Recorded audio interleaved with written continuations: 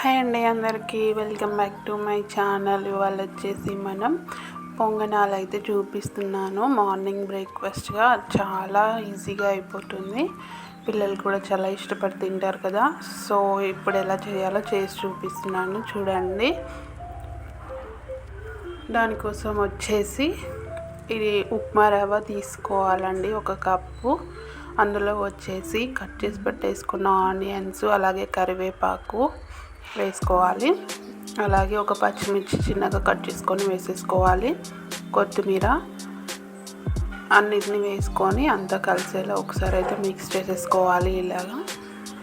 ఇప్పుడు ఇందులో మనం పెరుగు వేసుకోవాలండి. చూడండి, ఇలా పెరుగు వేసుకొని మళ్ళీ అంతా ఒకసారి అయితే బాగా మిక్స్ చేసుకోవాలి. పెరుగులో అయితే రవ్వ నానిపోవాలన్నమాట. సో ఇలా కలిపేసుకోవాలి. ఇప్పుడు ఇందులో మనం కొన్ని వాటర్ యాడ్ చేసి టేస్ట్కి తగ్గ సాల్ట్ వేసేసుకొని అంతా కలిపేసుకోవాలి.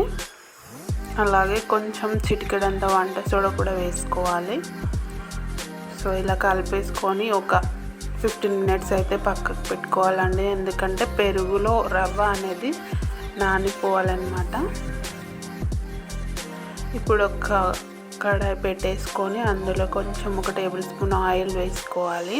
ఆయిల్ వేసుకొని అందులో కొంచెం జీలకర్ర, ఆవాలు అండ్ అలాగే కరివేపాకు వేసుకోవాలి.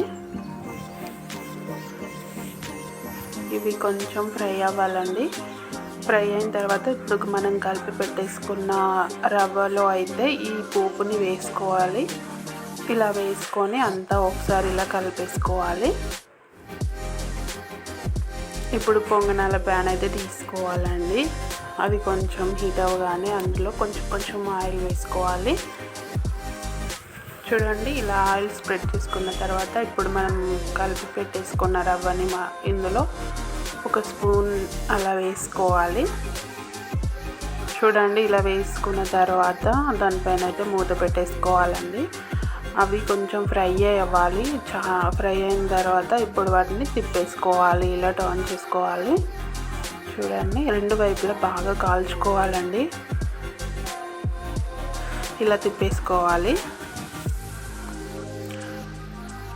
చూడండి, ఇలా తిప్పేసుకున్న తర్వాత మళ్ళీ కొంచెం ఆయిల్ వేసుకోవాలి. సెకండ్ సైడ్ కూడా బాగా కాలాలి కదా. సో కొంచెం ఆయిల్ వేసుకొని మళ్ళీ ఒక 5 మినిట్స్ అలా ఫ్రై చేసుకోవాలి. లో ఫ్లేమ్లోనే ఫ్రై చేసుకోవాలండి. అప్పుడే లోపల రవ్వ అంతా బాగా ఉడికిపోయి చాలా టేస్టీగా అయితే ఉంటాయి.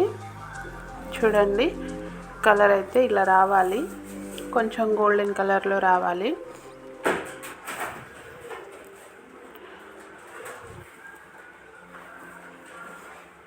చూడండి, ఇలా లో ఫ్లేమ్లో తిప్పుకుంటూ కాల్చుకోవాలి.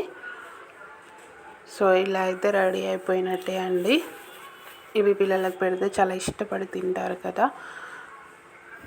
సో మీకైతే వీడియో నచ్చిందని అనుకుంటున్నాను. నచ్చితే మాత్రం తప్పకుండా ట్రై చేయండి, చాలా బాగుంటాయి. సో నచ్చితే మాత్రం లైక్ చేయండి, షేర్ చేయండి, కమెంట్ చేయండి. అలాగే మన ఛానల్ని సబ్స్క్రైబ్ చేసుకోవడం మాత్రం మర్చిపోవద్దు.